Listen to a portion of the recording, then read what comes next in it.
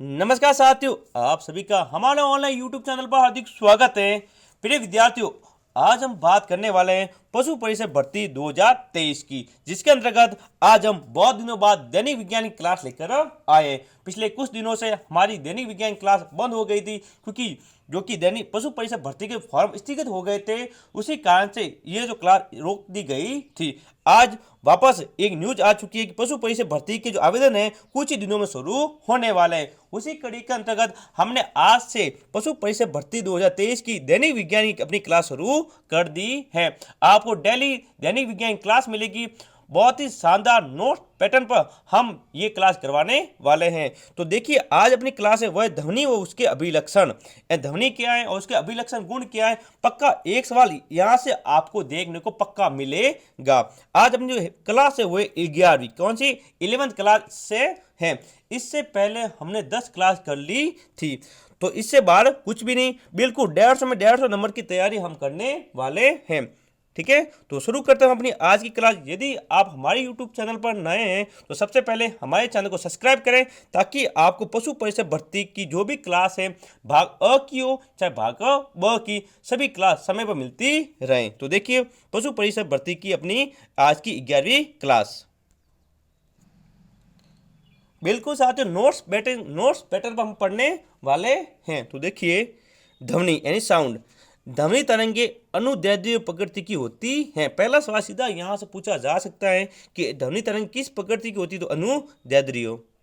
वस्तुओं में कंपन के कारण ध्वनि उत्पन्न होती है। अब तरंग क्या होती है, माध्यम में अग्रसर होता हुआ विक्षोभ ही तरंग कहलाता है। एंड कोई भी माध्यम हो सकता है, चाहे ठोस, द्रव, गैस, कोई भी माध्यम हो सकता है। अब माध्यम के आधार पर तरंग कितने प्रकार की होती है वह भी यहाँ पर बताई गई है। तो देखिए, माध्यम के आधार पर तरंग, कंपनों के आधार पर तरंग और ऊर्जा संरक्षण के आधार पर तरंग। तो देखिए, पहले माध्यम के आधार पर तरंग, ये कितने तरंग होती है, ये दो प्रकार की, एक तो होती है यांत्रिक तरंग, एक होती है विद्युत चुंबकीय तरंगे। ठीक है, यांत्रिक तरंग की बात करें तो इनमें संचरण हेतु माध्यम की आवश्यकता होती है। यानी कि यांत्रिक तरंगे किस प्रकार की होगी, जिनको चलने के लिए एक जगह से दूसरी जगह जाने के लिए माध्यम आवश्यक होगा। इन माध्यम की जरूरत यहाँ पर पड़ने वाली है। तो देखिए, माध्यम कौन सी तरंग होगी, एग्जाम्पल दिया हुआ ध्वनि तरंगे और जल में उत्पन्न तरंगे। फिर होती विद्युत चुंबकीय तरंगे, संचरण हेतु माध्यम की आवश्यकता नहीं होती, जैसे कि प्रकाश तरंगे और रेडियो तरंगे। यह रेडियो तरंगे या प्रकाश तरंगे किस प्रकार की होगी, विद्युत चुंबकीय तरंगे होती है। सीधा सवाल यहाँ से पूछा जा सकता है कि विद्युत चुंबकीय तरंगे किस प्रकार की होती है, तो उनका एग्जाम्पल है प्रकाश तरंगे और रेडियो तरंगे। आगे बात करें अनुदैर्ध्य तरंगे। देखो, इनमें क्या होगा, कण संचरण की दिशा में कंपन करते हैं। यानी देखो, आपको समझ सकते हैं कंपन की दिशा में, ये देखो एक कण इधर है, एक कण इधर, एक कण इधर, एक कण है, एक सभी कण एक दूसरे के इर्द गिर्द यानी लंबवत नहीं, एक दूसरे के आपस में क्या करेंगे, कंपन करते हुए आगे बढ़ते हैं। ठीक है, तो अनुदैर्ध्य तरंग की जो एग्जाम्पल होगा वो होगा ध्वनि तरंगे, गैसीय तरंगे और ठोस और द्रव में उत्पन्न तरंगे।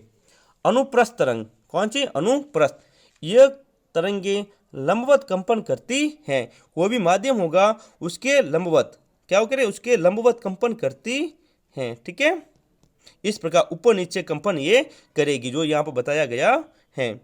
ठीक है, देखिए एग्जाम्पल की बात करें तो इसका एग्जाम्पल होगा प्रकाश तरंगे, विद्युत चुंबकीय तरंगे और ठोस व द्रव की सतह पर उत्पन्न तरंगे। ये सभी अनुप्रस्थ तरंग के एग्जाम्पल होंगे। आगे देखते हैं हम। देखिए, यहाँ पे दिया हुआ है, ये पहले ये देखते हैं, ऊर्जा संचरण के आधार पर तरंग। तो कौन कौन सी है, पहला प्रगामी, कौन सी, प्रगामी तरंग।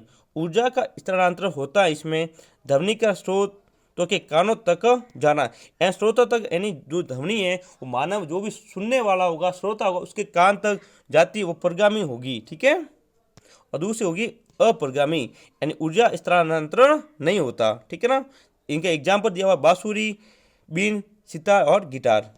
अब ध्वनि का संचरण, यानी ध्वनि किस माध्यम में जाती है, एक माध्यम से दूसरे माध्यम में, यानी उच्च दाब से किस जाएगी, निम्न दाब की ओर गमन करती है। ठीक है, आगे चलते हैं।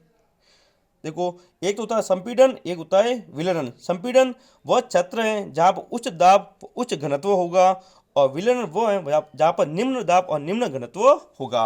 यानी जहाँ पर उच्च दाब वाला क्षेत्र होगा वहाँ पर संपीड़न होगा, और जहाँ पर कम दाब वाला क्षेत्र होगा वहाँ पर विलयन होगा। नेक्स्ट, तरंग दैर्ध्य। तरंग दैर्ध्य का ऐसा ही मात्रा होता है मीटर। साथ सीधा पूछा जा सकता है तरंग दैर्ध्य का ऐसा ही मात्रा क्या होगा, मीटर। क्या होगा, मीटर। किसे कहते हैं, तो देखिए, दो क्रमागत संपीड़नों या विलयनों के बीच की दूरी को तरंग दैर्ध्य कहते हैं। इन दोनों के बीच की दूरी को। ध्वनि संचरण में केवल कंपन संचरित होते हैं, माध्यम के कण नहीं, अतः कणों का कुल विस्थापन क्या होगा, शून्य। यानी जो कण होगा वो वही रहेगा, आगे नहीं, ये आपस में कंपन करेंगे, ठीक है ना, क्या करेंगे, कंपन। इसलिए इन कणों का विस्थापन होगा वो हमेशा क्या होगा, शून्य होता है। आगे देखिए, वेरी इंपॉर्टेंट लाइन है, ध्वनि संचरण निर्वात में नहीं होता, अतः माध्यम आवश्यक है, इसके लिए बेलजा प्रयोग किया गया। ध्यान रखना, ध्वनि निर्वात में गमन नहीं करती, बिल्कुल ठीक है ना। निर्वात मतलब जहाँ पर वायु नहीं हो, निर्वात का मतलब क्या है, जहाँ वायु नहीं होती, जहाँ पर वायु नहीं होती उसको बोलते हैं निर्वात। क्या बोलेंगे, निर्वात। तो ध्वनि तरंग होगी या ध्वनि होती है वो निर्वात में प्रभाव या प्रभावित नहीं होती है, ठीक है। इसके लिए माध्यम की आवश्यकता होगी। आगे देखिए, ध्वनि संचरण माध्यम के कणों पर निर्भर करता है, जैसे प्रत्यावस्था, घनत्व, आर्द्रता, ताप, ठीक है ना। ध्वनि की जो चाल होगी वह ताप की क्या होगी, समानुपाती होती है। जब ताप बढ़ेगा ध्वनि की चाल भी क्या करेगी, बढ़ेगी। ध्यान रखना, जब ताप के अंतर्गत वृद्धि होगी तो ध्वनि की चाल में भी क्या होगी, वृद्धि। 0 डिग्री तापमान में ध्वनि की चाल होती है 331 मीटर प्रति सेकेंड, और 22 डिग्री तापमान पर ध्वनि की चाल 344 मीटर प्रति सेकेंड होती है। क्योंकि साथियों, पशु परिसर भर्ती के अंतर्गत आपको दैनिक विज्ञान में लिखा हुआ है, तो कक्षा 10वीं तक की साइंस का अपन को याद करनी है, यानी कक्षा 10वीं तक की जो विज्ञान है वो हमको पढ़नी है। जो हम ये ध्वनि वाला पार्ट पढ़ा रहे, टॉपिक पढ़ रहे हैं, ये कक्षा 9 में बहुत अच्छी तरह से दिया गया है। किस कक्षा में दिया गया, कक्षा 9th में दिया गया है। वहीं से हमने नोट्स बनाए हैं ताकि आपको बिल्कुल अच्छी तरह से समझ में आ जाए। ये नोट्स आपको हमारे Telegram channel NCERT GK with I के इसका लिंक नीचे दिया गया है। यहाँ पर आपको टेलीग्राम चैनल ज्वाइन करें ताकि आपको ये PDF वहाँ पर मिल जाए। आप इसकी फोटो को भी बाहर निकलवा सकते हैं। अब देखिए, किसी एक माध्यम से दूसरे माध्यम में ध्वनि के जाने पर उसकी चाल व तरंग दैर्ध्य बदल जाती है, पर आवृत्ति नहीं बदलती। इंपॉर्टेंट लाइन है, देखो, जब ध्वनि होगी एक माध्यम से दूसरे माध्यम में जाएगी तो उसकी चाल भी बदलेगी, उसकी तरंग दैर्ध्य भी बदलती है, लेकिन उसकी आवृत्ति में किसी प्रकार का कोई परिवर्तन नहीं होगा। ओके, यानी घनत्व बढ़ेगा तो चाल घटती है, ठीक है ना। घनत्व बढ़ेगा, चाल क्या घटेगी, और ध्वनि की चाल होगी वो समानुपाती होगी प्रत्यावस्था और आर्द्रता के। आगे चलते हैं, देखिए आगे, ध्वनि की चाल दाब पर निर्भर नहीं करती। ध्यान रखना, ध्वनि की चाल होगी दाब पर निर्भर नहीं करती, और ध्वनि का वेग सबसे अधिक वेग होता है वो होता है ठोस में, फिर द्रव में, फिर गैस में। यानी ध्वनि का सबसे अधिक वेग होगा वो होगा ठोस में। ठोस में क्या होगा, सबसे अधिक, और सबसे कम होगा गैस में। क्या होगा, कम, सबसे होगा गैस में। आगे चलें, अब ध्वनि वस्तुओं में कंपन द्वारा ध्वनि उत्पन्न होती है। जब वस्तु कंपन करेगी तो ध्वनि उत्पन्न होगी। किसी वस्तु की अपनी माध्य स्थिति इर्द गिर्द होने वाली गति को कंपन कहते हैं। यानी कोई भी वस्तु होगी, माना कि ये वस्तु है कोई, ठीक है, इसके आसपास जो भी कंपन के इर्द गिर्द कंपन करेगा ये इसकी क्या कहलाएगी, कंपन कहते हैं। जो गति होगी इसके आसपास। मानव वाक तंतुओं के कंपनों द्वारा ही ध्वनि उत्पन्न करता है।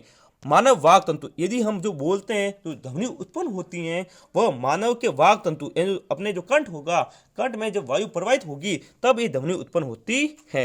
यहाँ देखिए, पुरुष के वाक तंतु की लंबाई दी हुई है 20 mm। पुरुष के वाक तंतु कितनी होती है, 20 mm वाक तंतु, ठीक है, कंठ की।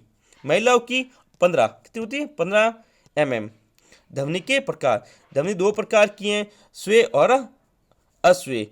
स्वे ध्वनि क्या होती है, जो हम सुन सकते हैं। हम कौन से सुन सकते हैं, 20 हर्ट्ज से 20,000 हर्ट्ज, क्योंकि ध्वनि का जो मात्रा होगा वो होगा हर्ट्ज, ठीक है, जिसे एस से लिखते हैं, एस और जेड से लिखते हैं। हमारे ध्वनि सुनने की क्षमता होती है और 20 हर्ट्ज से, कितनी, 20 हर्ट्ज से 20 किलो हर्ट्ज, कितने, 20 किलो हर्ट्ज, यानी 20,000 हर्ट्ज तक होती हैं। ठीक है, इसको इस प्रकार लिख सकते हैं। देखिए यहाँ लिखा हुआ है 20 हर्ट्ज से 20,000 हर्ट्ज, या भी 1 किलो हर्ट्ज में कितने होते हैं? 1,000 हर्ट्ज होते हैं। अश्वेत ध्वनि जो हमें सुन नहीं सकते एंड 20 हर्ट्ज से कम, ठीक है, या फिर 20 किलो हर्ट्ज से अधिक। आगे 20 हर्ट्ज से 20 किलो हर्ट्ज, ठीक है, ये मानव की स्वयं परास है। ध्यान रखें, मानव की स्वयं परास यानी हमारे सुनने की परास, हम इससे ना ज़्यादा सुन सकते ना ही कम सुन सकते हैं। 5 वर्ष से कम आयु के बच्चे 25 किलो हर्ट्ज की ध्वनि भी सुन सकते हैं।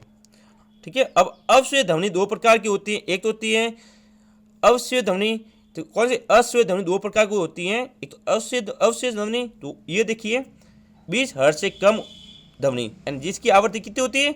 20 हर्ट्ज से कम। 20 हर्ट्ज से क्या होगी? कम होगी, वह कहलाएगी अपशय ध्वनि। क्या कहलाएगी? अपशय ध्वनि कहलाती है। कौन से जानवर? हाथी और व्हेल मछली और ज्वालामुखी, हृदय धड़कन, ठीक है ना, इनकी ध्वनि होती है वो 20 हर्ट्ज से कम होती है।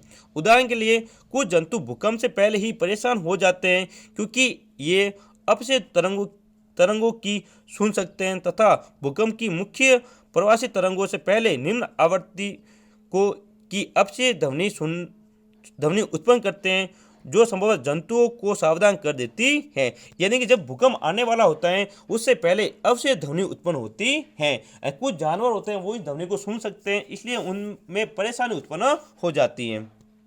एग्जाम्पल, ये गैंडा होगा, वो 5 हर्ट्ज की आवृत्ति की ध्वनि को भी सुन सकता है। ठीक है ना। फिर है पराशय ध्वनि।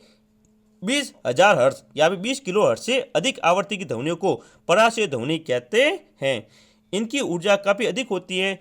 एग्जाम्पल, चमगादड़, बिल्ली, कुत्ते और डॉल्फिन। उदाहरण के लिए चमगादड़ पराशय ध्वनि ही उत्पन्न करता है तथा उसी की सहायता से उड़ पाते हैं।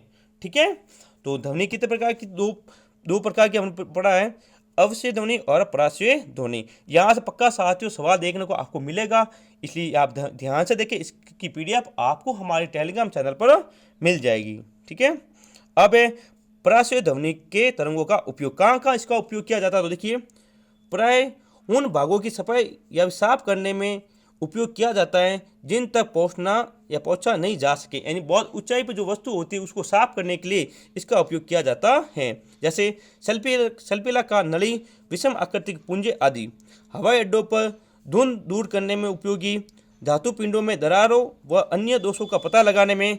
ये ध्यान रखना, ये इको कोरियोग्राफी और अल्ट्रासोनोग्राफी होती है, उसके अंतर्गत पराशय ध्वनि का उपयोग किया जाता है। इंपॉर्टेंट है, ठीक है। ये आगे, गुर्दे की पथरी के बारीक कणों को तोड़ने में, यानी गुर्दे की पथरी होती है उसको बारीक कणों में तोड़ने के लिए भी पराशय ध्वनि का उपयोग किया जाता है, क्योंकि पराशय ध्वनि की आवृत्ति होती है 20 किलो हर्ट्ज से अधिक। ठीक है ना। मच्छरों को दूर करने में, समुद्र की गहराई मापने में। समुद्र की गहराई किससे मापी जाती है? सोनार द्वारा मापी जाती है। सोनार का पूरा नाम है साउंड नेविगेशन एंड रेंजिंग। ठीक है ना, ये पूरा नाम है। ठीक है ना। सोनार एक प्रकार के यंत्र है जिसके द्वारा समुद्र की गहराई मापी जाती है। यहाँ पे दिया हुआ ये पूरा सोनार एक ऐसा यंत्र है जिसके द्वारा जल में स्थित पिंडों की दूरी, दिशा व चाल मापने के लिए पराध्वनि तरंगों का उपयोग किया जाता है। इसके अलावा समुद्र की गहराई ज्ञात की जा सकती है। इससे डूबे हुए जहाजों का पता लगाने के लिए भी सोनार का उपयोग किया जाता है। पानी की गहराई में स्थित चट्टानों, घाटियों, हिमखंडों का पनडुब्बियों का पता लगाने में भी इसका उपयोग किया जाता है। ठीक है, ये इसका फॉर्मूला भी यहाँ पर दिया गया है। ठीक है ना, कि ध्वनि की जो पिंड की दूरी होगी सतह से, ध्वनि की चाल गुणा पराशय ध्वनि को भेजने से टकराने का समय, यानी 2D = V/T। फिर रडार का आविष्कारक कौन है? ये यार के नाम टेलर व रियो यंग, ये दोनों इसके क्या है? आविष्कारक। ठीक है ना। और रडार में रेडियो तरंगों का उपयोग किया जाता है। ठीक है ना, आप रडार देखा ही होगा। देखिए यहाँ तक देख लेते हैं। रडार एक यंत्र है जिसकी सहायता से रेडियो तरंगों द्वारा अंतरिक्ष में आने जाने वाले वायुयानों के ससूचक व उसकी स्थिति ज्ञात की जा सकती है। वेग, दूरी, दिशा आदि भी रडार के द्वारा ज्ञात की जा सकती हैं। रेडियो तरंग की जो गति होती है वो 1,86,999 मील प्रति सेकेंड होती है, यानी रेडियो तरंग 1 सेकेंड में इतनी मील जा सकती हैं। तो ये थी ध्वनि तरंगे और ध्वनि और उसके प्रकारों की हमने यहाँ पर बात की है साथियों, ठीक है ना। तो पढ़ेंगे अगले वीडियो में ध्वनि के अभिलक्षण गुणों के बारे में। तो आज की पशु परिषद क्लास में इतना ही, मिलेंगे अगले वीडियो में, तब तक के लिए जय हिंद जय भारत।